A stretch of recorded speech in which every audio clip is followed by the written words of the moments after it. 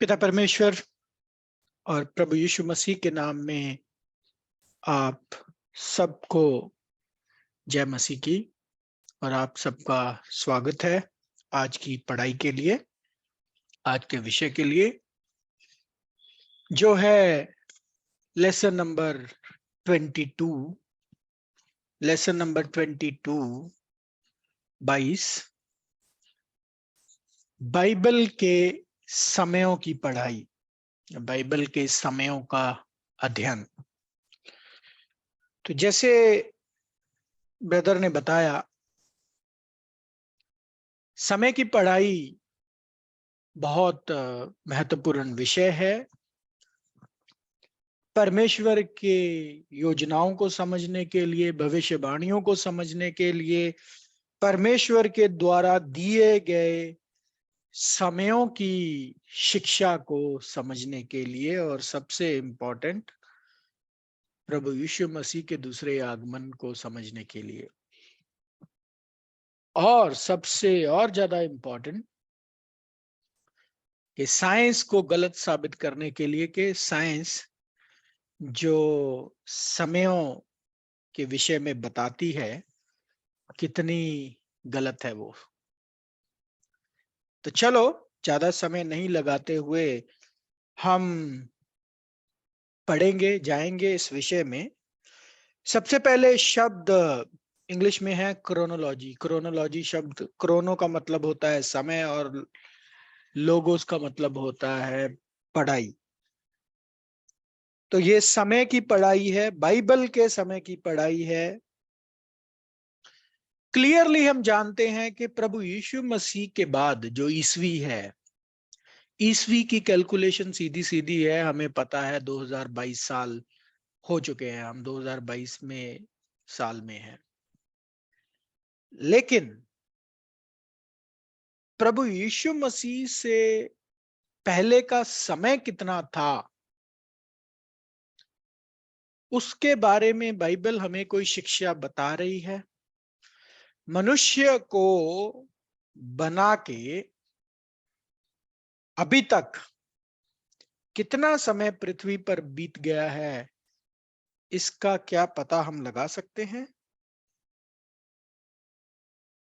Science बोलती है लाखों करोड़ों साल, है ना। लेकिन परमेश्वर का वचन इस विषय के बारे में हमें कोई रोशनी, हमें कोई ज्ञान दे रहा है, आज हम देखेंगे। तो हमारी आज की पढ़ाई को हम 7 हिस्सों में बांटेंगे,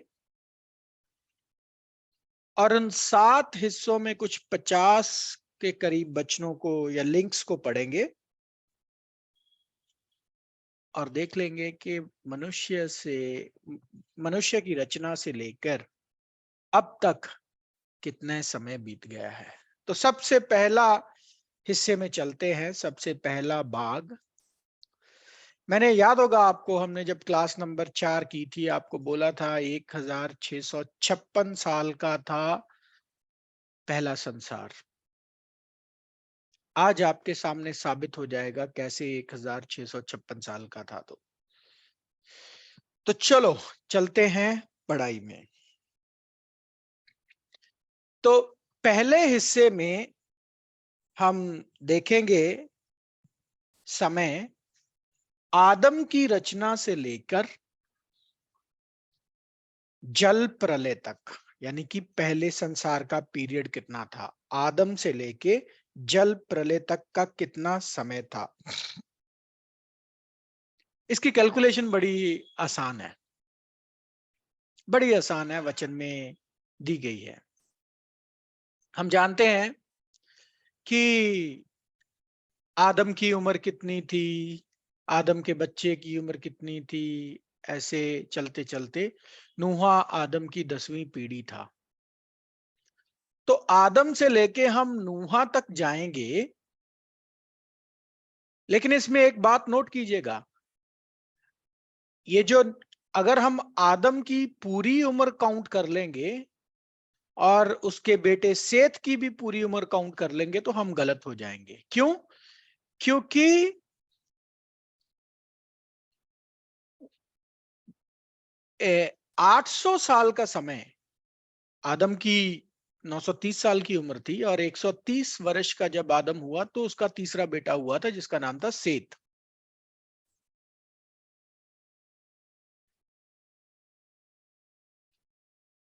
ओके, ठीक है बहन।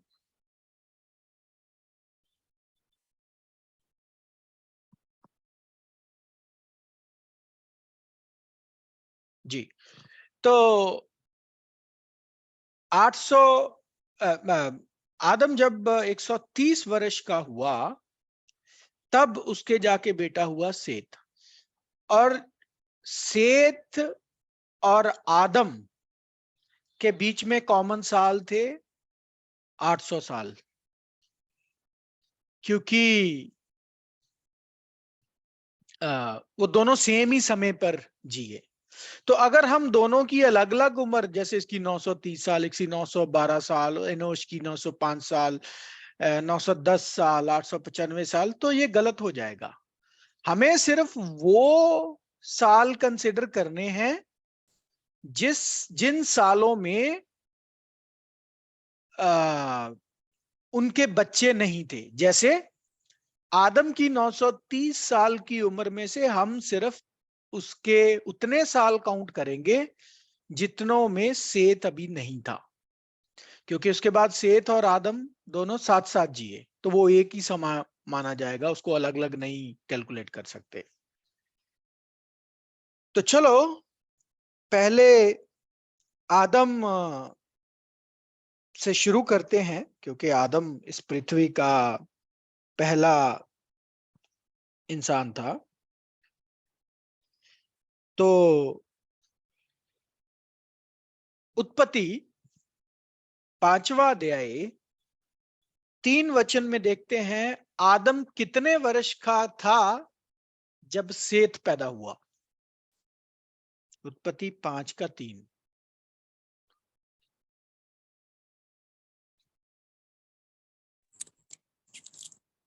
जब आदम 130 वर्ष का हुआ तब उसके द्वारा उसकी समानता में उसी के स्वरूप के अनुसार एक पुत्र उत्पन्न हुआ। उसने उसका नाम शेत रखा। तो 130 वर्ष का जब आदम हुआ, उसके पुत्र हुआ तीसरा पुत्र जिसका नाम उसने रखा शेत। तो यहां से हम आदम की उम्र उठाएंगे 130 साल। बाकी का जो समय था उस समय में सेत उनके साथ था, तो सेत और उसकी उम्र कॉमन थी। लेकिन 130 साल सेत नहीं था, तो 130 साल हम सेत की उम्र के कंसिडर करेंगे, सॉरी आदम की उम्र के कंसिडर करेंगे 130। उसके बाद सेत, छठे वचन में सेत का बेटा कौन सा पहला बेटा हुआ? जब शेत 105 वर्ष का हुआ तब उससे एनोश का जन्म हुआ। तो शेत 105 वर्ष का था तो उसका बेटा हुआ। तो सेत की 105 साल की उम्र लेंगे हम, ठीक है। उसके बाद इनोश 90 वर्ष का था तो केनान पैदा हुआ। केनान 70 का था, महललेल पैदा हुआ। महललेल 65 का था, यरेद पैदा हुआ। यरेद 162 का था, हनोक पैदा हुआ। हनोक 65 का था, मथुसेले पैदा हुआ। मथुसेले 187 का था, लेमक पैदा हुआ। और लेमक 182 का था, नूहा पैदा हुआ। ये आप वचन क्लियरली इन वचनों में देख सकते हैं, उत्पत्ति 5वें अध्याय में। अब आपको समझ में आ रहा होगा कि जो उम्रें परमेश्वर ने दी हैं, परमेश्वर अपने वचन में, उसका क्या महत्व है। अगर वो ना दी होती तो कभी हम समय की पढ़ाई नहीं कर सकते थे। तो अगर ऐसे हम आदम का पहले बेटे, तीसरा बेटा मतलब उसको छोड़ के, केन है आबिल को, क्योंकि केन तो चला गया था, आबिल तो मर गया था शुरू में ही। तो सेत से चले, सेत का पहले बेटे की पहला बेटा जब पैदा हुआ उस वक्त उसकी उम्र क्या थी वो ली। इनोश के जब पहला बेटा पैदा हुआ उस वक्त उसकी उम्र क्या थी, केनान की जब पहला बेटा पैदा हुआ उस वक्त उसकी उम्र क्या थी, ऐसे चलते गए कहां तक, नूहा तक। और नूहा की उम्र कितनी थी जब जल प्रलय आई? उत्पत्ति 7वां अध्याय 11वें वचन में देख लो।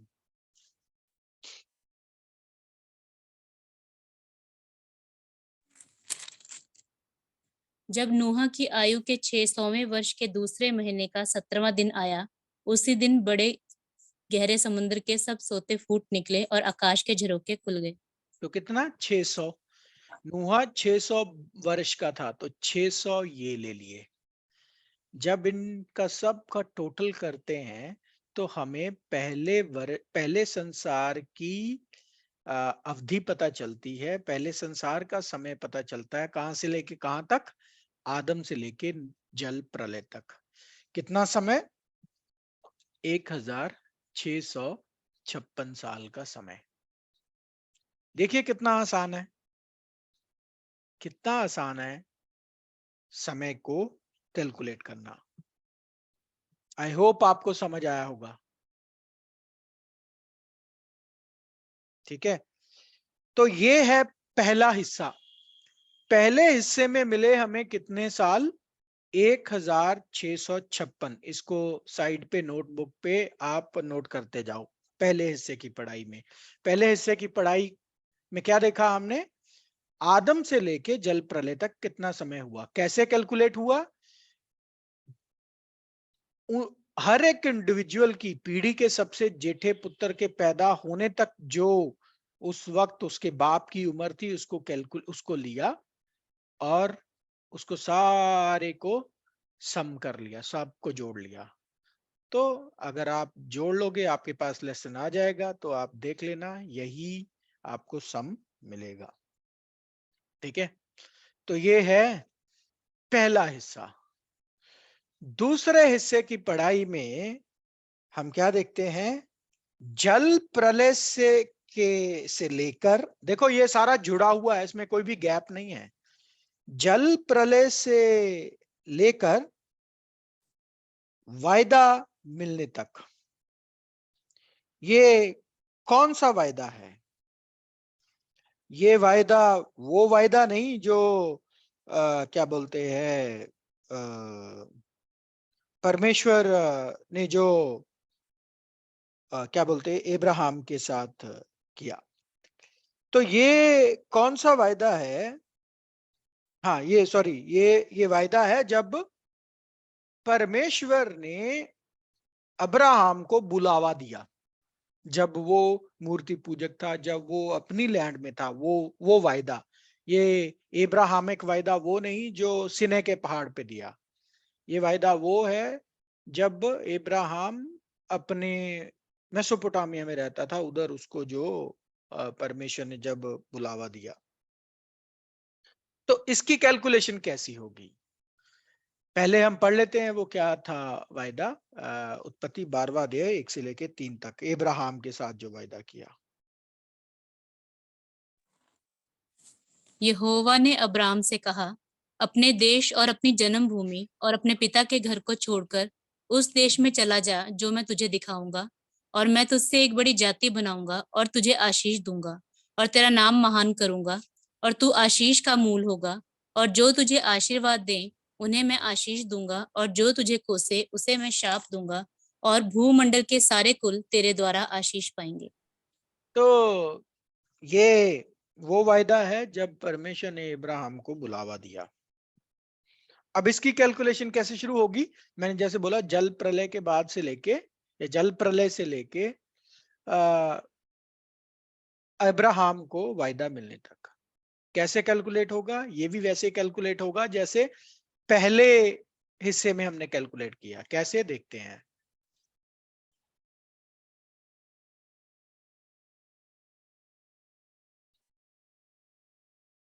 जी, तो ये कैसे कैलकुलेट होता है? जल प्रलय के बाद, जल प्रलय के बाद मतलब जल प्रलय के बाद कितना समय बीतने के बाद अर्पक्षद पैदा हुआ। उत्पत्ति 11वां अध्याय 10 वचन पढ़ लीजिए। शेम की वंशावली ये है, जल प्रलय के 2 वर्ष पश्चात जब शेम 100 वर्ष का हुआ तब उससे अर्पक्षद का जन्म हुआ। तो ये किसका बेटा था? शेम। शेम कौन था? नूहा का बेटा। तो उसका जो बेटा पैदा हुआ अर्पक्षद। अर्पक्षद जब 35 का था तो शेले पैदा हुआ। शेले जब 30 का था तो एबेर पैदा हुआ। एबेर जब 34 का था तो पेलेग पैदा हुआ। पेलेग 30 का था तो रू पैदा हुआ। रू 32 का था तो सरूग पैदा हुआ। 30 का था सरूग तो नाहूर पैदा हुआ। नाहूर 29 का था तो तेरा पैदा हुआ। और तेरा कितने वर्ष का था जब उसकी मृत्यु हुई? क्योंकि उसकी मृत्यु के बाद जो था ये वायदा पहुंचा किसके पास? इब्राहिम के पास। कितनी थी उम्र? पढ़ लेते हैं उत्पत्ति 11वां अध्याय 32 वचन।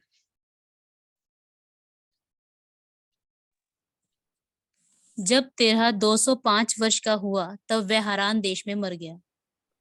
तो जब तेरा 205 वर्ष का हुआ मर गया, तो 205 वर्ष पे मर गया। और इब्राहिम को बुलावा कब मिला? ये प्रेरित पौलुस हमें बताते हैं, प्रेरितों का काम 7वां अध्याय 4थे वचन में। तब वह कसदियों के देश से निकलकर हारान में जा बसा और उसके पिता की मृत्यु के बाद परमेश्वर ने उसको वहां से इस देश में लाकर बसाया जिसमें अब तुम बसते हो। देखो, उसके पिता की मृत्यु के बाद, तेरा की मृत्यु के बाद इब्राहिम को ये प्रॉमिस आया कि छोड़ो अपनी लैंड। तो तो इजीली कैलकुलेट हो जाता है। दूसरे हिस्से में हमें जल प्रलय से लेके तेरा की मृत्यु तक का समय मिल जाता है 427 साल, 427 वर्ष मिल जाते हैं। ठीक है, तो इसको भी नोट कर लीजिए। 1656 पहले हिस्से में देखा हमने, 427 दूसरे हिस्से में देखा। तीसरे में चलते हैं अभी।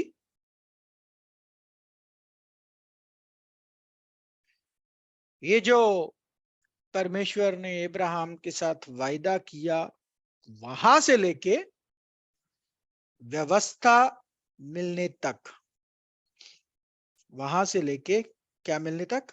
व्यवस्था मिलने तक का समय कितना था? निर्गमन 12वां अध्याय 41 से लेके 43 वचन में देखते हैं। और उन 430 वर्षों के बीतने पर ठीक उसी दिन यहोवा की सारी सेना मिस्र देश से निकल गई। यहोवा इजरायलियों को मिस्र देश से निकाल लाया, इस कारण वह रात उसके निमित्त मानने के योग्य है। ये यहोवा की वही रात है जिसका पीढ़ी पीढ़ी में मानना इजरायलियों के लिए अवश्य है। फिर यहोवा ने मूसा और हारून से कहा, पर्व की विधि ये है कि कोई प्रदेशी उसमें से ना खाए। आपको पता है सबसे पहली व्यवस्था परमेश्वर ने इजराइल को कौन सी दी? सबसे पहली व्यवस्था परमेश्वर ने इजराइल को कौन सी दी? 10 कानून नहीं, बल्कि पास ओवर, पसा पसा की व्यवस्था।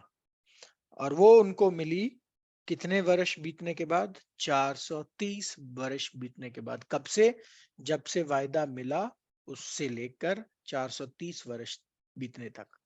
तो ये तीसरे हिस्से में हम यही पढ़ रहे हैं, वायदा मिलने के बाद से लेके व्यवस्था मिलने तक, लॉ मिलने तक कितना समय? 430। इसको प्रेरित पौलुस भी बताते हैं गलातियों 3 अध्याय 17 वचन में। पर मैं ये कहता हूँ कि जो वाचा परमेश्वर ने पहले से पक्की की थी, उसको व्यवस्था 430 वर्षों के बाद आकर नहीं टाल सकती कि प्रतिज्ञा व्यर्थ ठहरे।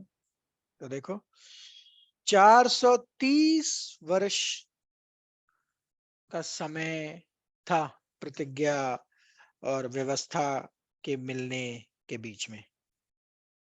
ठीक है, बाकी और भी चार्ट है जो आपको दिखाया गया है उसमें, लेसन में आप देख लीजिएगा। ठीक है, तो तीसरे हिस्से में हमें मिलते हैं कितने साल? 430। पहले हिस्से में मिले 1656, दूसरे में मिले 427, तीसरे में मिले 430। चौथा क्या है?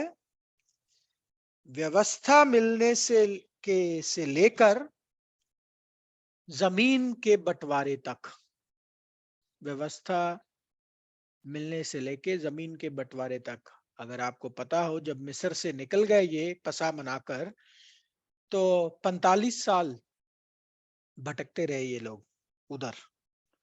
तो ये कैसे देखते हैं हम देखते हैं इसको एक चित्र के जरिए। ये है चौथे हिस्से की पढ़ाई में, आप देखेंगे चौथे हिस्से की पढ़ाई, ठीक है। तो मिस्र से जब ये चले, सिनाई के पहाड़ के लिए 1 साल की यात्रा थी। गिनती 33वां अध्याय 3 वचन पढ़ लेते हैं। 40 साल भटकते रहे ना, बोलते 1 साल मिस्र से लेके सिनाई तक, और 39 साल ये उजाड़ में भटकते रहे थे जी। गिनती 33:3।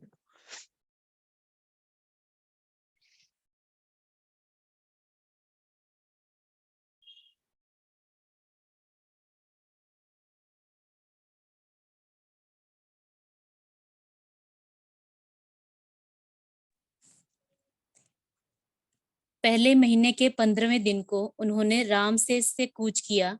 फसह के दूसरे दिन इजरायली सब मिस्रियों को देखते बेखटके निकल गए।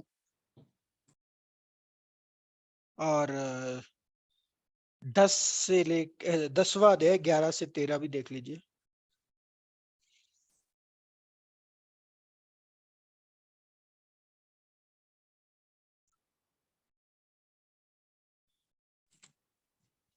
दूसरे वर्ष के दूसरे महीने के 20वें दिन को बादल साक्षी के निवास पर से उठ गया।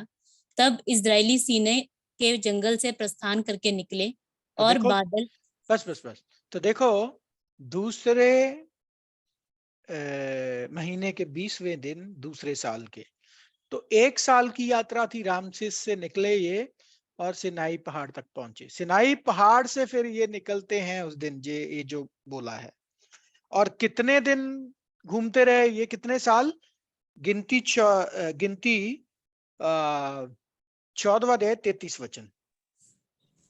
और जब तक तुम्हारे शव जंगल में ना गल जाएं, तब तक अर्थात 40 वर्ष तक तुम्हारे बाल बच्चे जंगल में तुम्हारे व्यभिचार का फल भोगते हुए चरवाही करते रहेंगे। तो ये 40 उधर लिखा है, ये 40 39 प्लस 1 है, यही समझना होता है। ये 40 39, ये टोटल 40 है। लेकिन 1 साल मिस्र से सिनाई तक, और सिनाई के इर्द गिर्द घूमते रहे ये लोग 39 साल। उसके बाद ये यर्दन नदी क्रॉस करते हैं, और फिर समय बाकी लगता है कितना बंटवारे का। कनान में जो बंटवारा किया, 6 साल उसको लगते हैं। पढ़ते हैं जोशुआ 14वां अध्याय 7 वचन। जब यहोवा के दास मूसा ने मुझे इस देश का भेद लेने के लिए कादेश अब्ने से भेजा, तब मैं 40 वर्ष का था और मैं सच्चे मन से उसके पास संदेश ले आया। और 10 वचन। और अब देख, जब यहोवा ने मूसा से ये वचन कहा था, तब से 45 वर्ष हो चुके हैं। तो तब से 45, 40 और 45 के बीच का 40, 41, 42, 43, 44, 45, 6 साल होते हैं। तो टोटल ये समय हमें मिलता है 39 + 1 + 6, तो टोटल 46 वर्ष का समय। सीधा सीधा 40 साल भटकना उजाड़ में, 6 साल ये, है ना। तो इस तरीके से चौथे हिस्से की पढ़ाई में हम देखते हैं कि परमेश्वर से पहली व्यवस्था मिलने से लेकर जमीन के बंटवारे तक का समय था 46 इयर्स, मतलब 46 साल। तो 4 हिस्सों की पढ़ाई में हमने देख लिया। पहले में मिले 1656, दूसरे हिस्से में मिले 427, तीसरे में 430, और चौथे में 46।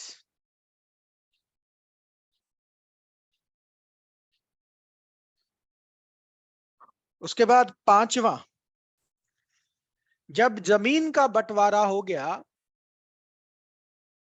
जब इजरायलियों को प्रॉमिस लैंड पर परमेश्वर ने पहुंचा दिया, तो उनके लिए न्यायियों को नियुक्त किया। पहला न्यायी था यहोशू, है ना। यहोशू से चला न्यायियों का काम, और कब कहां तक चला? सैमुअल तक चला। उसको बोलते हैं न्यायियों का समय, है ना। तो न्यायियों का समय कितना था, उसकी अभी कैलकुलेशन हम देख लेंगे। ये कौन सा समय था, कितना समय था? पहला न्यायी था यहोशू, मूसा के बाद जिसको ठहराया। पढ़ लीजिए गिनती 27वां अध्याय 22 और 23 वचन। यहोवा की इस आज्ञा के अनुसार मूसा ने यहोशू को लेकर एलियाजर याजक और सारी मंडली के सामने खड़ा करके उस पर हाथ रखे और उसको आज्ञा दी, जैसे कि यहोवा ने मूसा के द्वारा कहा था। तो पहला न्यायी जिसको स्थापित किया गया वो था यहोशू। और न्यायियों का समय कब तक चला? अंतिम न्यायी जो था वो था शमूएल। पढ़ लीजिए प्रेरितों के काम 13वां अध्याय और 20 वचन। इसके बाद उसने शमूएल भविष्यवक्ता तक उनमें न्याय ठहराए। तो शमूएल भविष्यवक्ता तक उसने न्यायी ठहराए। तो ये न्यायियों का समय कितना था?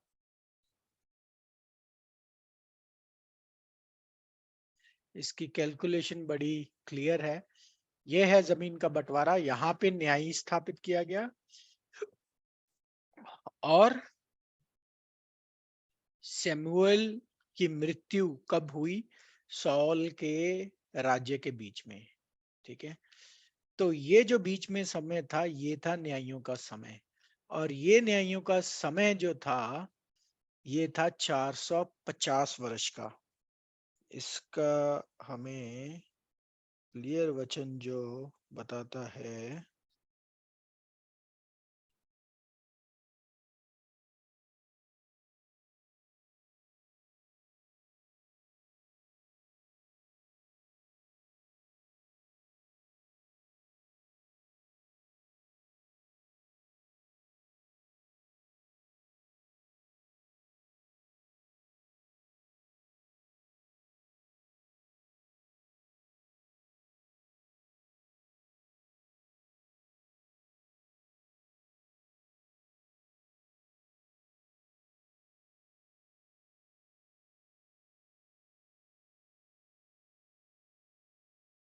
प्रेरितों के काम 13वां अध्याय और 20 वचन पढ़िए।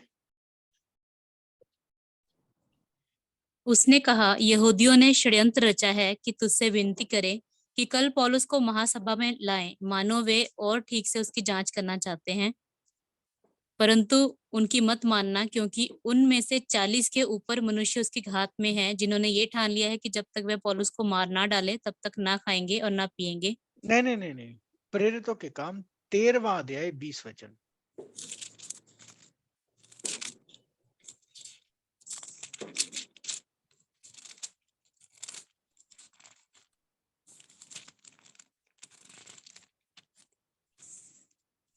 इसके बाद उसने शमूएल भविष्यवक्ता तक उनमें न्याय ठहराए।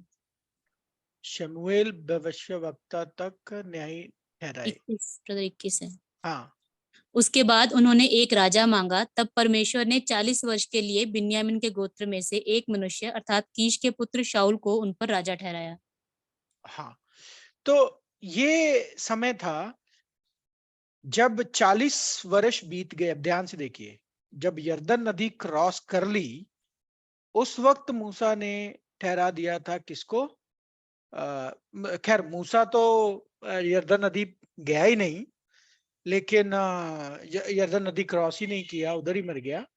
लेकिन इसको न्यायी ठहराया जमीन के बंटवारे से पहले, यानी यरदन नदी जैसे ही क्रॉस करने जा रहे थे, ठीक है। तो उससे थोड़ा पहले, इसलिए आपको एरो दिया कि जोशुआ की अनॉइंटिंग यरदन नदी को क्रॉस करने से पहले ही हो गई थी। और ये था 6 साल का समय जमीन के बंटवारे तक, है ना। तो हम अभी जमीन के बंटवारे से ही कैलकुलेशन कर रहे हैं, ठीक है। और कहां तक चलना है? जब तक पहला राजा ठहराया गया। तो पहला राजा कौन था? सॉल, ठीक है। तो जमीन का बंटवारा हो जाने के बाद में से लेके पहला राजा ठहराए जाने तक 450 वर्ष का समय है।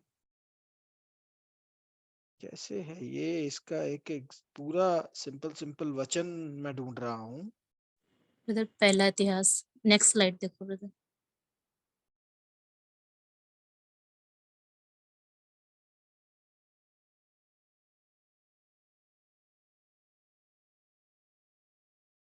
नहीं, ये तो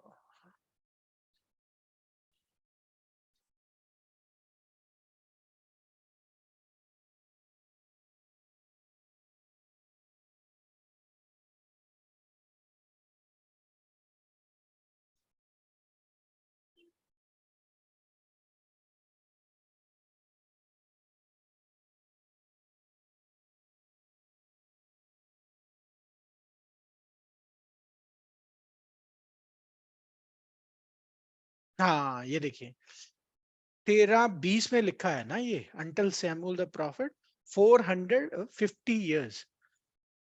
ये हिंदी में क्यों नहीं है शब्द? मैं वही ढूंढ रहा हूं यार, ये क्लियरली लिखा हुआ है। हिंदी में पढ़िए जरा, ये क्या है? 13:20, प्रेरितों के काम 13:20 और 21। ब्रदर 21 में है। हाँ, उसके बाद उन्होंने एक राजा मांगा, तब परमेश्वर ने 40 वर्ष के लिए बिन्यामीन के गोत्र में से एक मनुष्य अर्थात कीश के पुत्र शाऊल को उन पर राजा ठहराया। देखिए यही गलती है। कितने वर्ष के लिए बोला? 40। हाँ, साउल का राज्य 40 वर्ष का था, लेकिन ये 450 साल का जिक्र नहीं हो रहा है जो इंग्लिश की बाइबल में है। And after that he gave unto them judges about the space of 450 years। न्यायियों को 450 साल के समय के लिए स्थापित किया। कब तक? सैमुअल द प्रॉफिट था। जब तक सैमुअल जो था वो न्यायी था। तो सैमुअल के मरने से पहले ही, लगभग 40 साल पहले ही उसको उसके बीच में राजा साउल को सिलेक्ट कर लिया गया था। लेकिन सैमुअल जब तक न्यायी था, और जब से न्यायियों का टाइम शुरू हुआ 450 साल का समय था। ये क्लियरली इंग्लिश की बाइबल में है, लेकिन हिंदी की वचन में नहीं है। हिंदी के वचन में नहीं है। तो चलो खैर, ये समय जो था जमीन के बंटवारे के बाद से लेके न्यायियों के समय तक, और अंतिम न्यायी सैमुअल था, वो था 450 साल का समय। ये भी हमें क्लियरली वचन में से, प्रेरितों के काम 13वां अध्याय 20 में से पता चलता है। तो न्यायियों का समय कितना था? 450 साल, जो हमने 5वें हिस्से में हम देख रहे हैं। उसके बाद हम चलते हैं, न्यायियों के बाद क्या हुआ?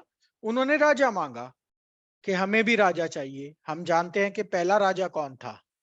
पहला राजा था वो छठा हिस्से में अब हम आगे हैं। छठे हिस्से में राजाओं का समय जो था। तो राजाओं का समय कब से शुरू होता है? पहला जो राजा था वो था शाऊल, जिसके बारे में अभी हमने पढ़ लिया। सैमुअल ने शाऊल को सिलेक्ट किया। उसके बाद अगला राजा था दाऊद, उसके बाद अगला राजा था सुलेमान।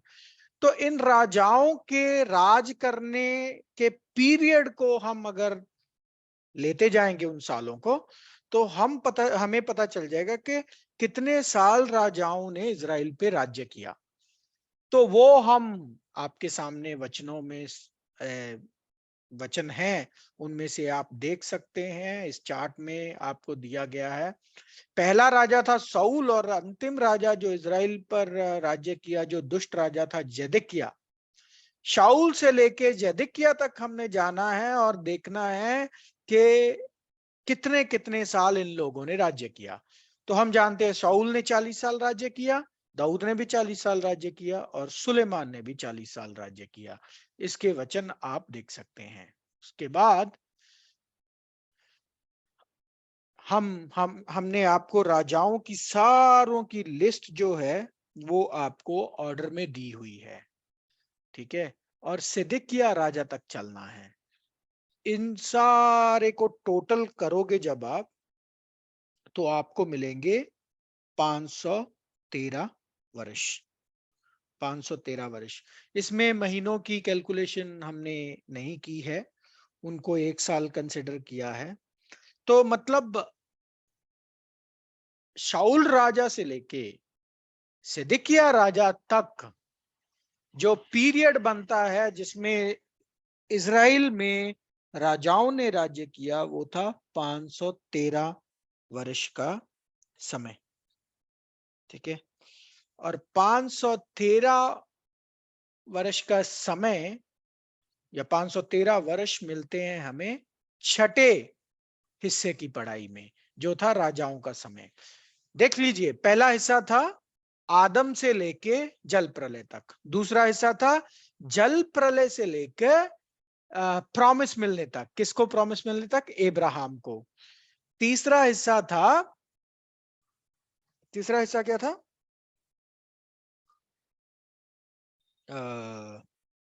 अब्राहम से लेकर व्यवस्था तक। हाँ, एब्राहम से लेके पहली व्यवस्था तक, जो पसा की व्यवस्था थी, मतलब वायदा मिलने से व्यवस्था तक। उसके बाद चौथे में क्या देखा? व्यवस्था मिलने से लेकर कनान के जमीन के बंटवारे तक, फिर कनान के जमीन के बंटवारे से लेके न्यायियों के राज्य तक, कि न्यायियों ने कितना राज्य किया, फिर राजाओं ने कितना राज्य किया, 513 वर्ष, ठीक है। और अभी सातवें और अंतिम हिस्से में क्या देखते हैं, आपको पता हो अगर, कि जेदकिय्याह राजा के बाद, जेदकिय्याह राजा जो था उससे राज्य छिन गया 606 बीसी में और चला गया नेबुकदनेजार के पास। 606 ईसवी नहीं, 606 मसीह से पहले, बीसी, मसीह से पहले, सॉरी माफ कीजिएगा, ठीक है। तो फिर उन्होंने 70 साल गुलामी की और फिर आ गया एक और राजा साइरस 536 ईस्वी, 536 बीसी। और 536 बीसी से चलता है 1 एडी तक का समय, वो क्या बोलते हैं, ईसवी तक। और ईसवी के बाद 2022 साल आपको पता है। तो अब इन सब का हम टोटल कर लेते हैं, कितना बनता है। तो साइरस तक 536 बीसी में आपको बोल रहा हूं, इतिहास में है, आप गूगल करके देख लीजिएगा, ठीक है। 536 मसीह से पहले, तो 536 बीसी तक आदम से लेके अंतिम राजा तक हमारे पास क्लियरली इन स्टेजेस की पढ़ाई है, और उसमें 536 और ऐड कर लेंगे हम, जो एडी तक चलता है। आपने वो कैलकुलेशन नहीं दिखाई सिस्टर, चलो कोई बात नहीं। तो अब कैलकुलेशन कर लेते हैं। 1656 plus 427 plus 430 plus 46 plus 450 plus 513 और प्लस 606। 606 बीसी में जेदकिय्याह से छीन लिया गया था राज्य। 70 साल नेबुकदनेजार के अंडर और उसके बाद साइरस के अंडर। तो 606 ये ऐड कर लेते हैं हम पहली ईस्वी तक, टोटल बन जाता है 4128 साल, प्यारे भाई और बहनों। तो मसीह से पहले का समय था 4128 वर्ष। आदम से लेके पहली ईस्वी तक, आदम से लेके पहली ईस्वी तक था 4128 वर्ष का समय। और 2022 अभी जोड़ लीजिए, मसीह के बाद का समय, टोटल बनता है कुछ 6140।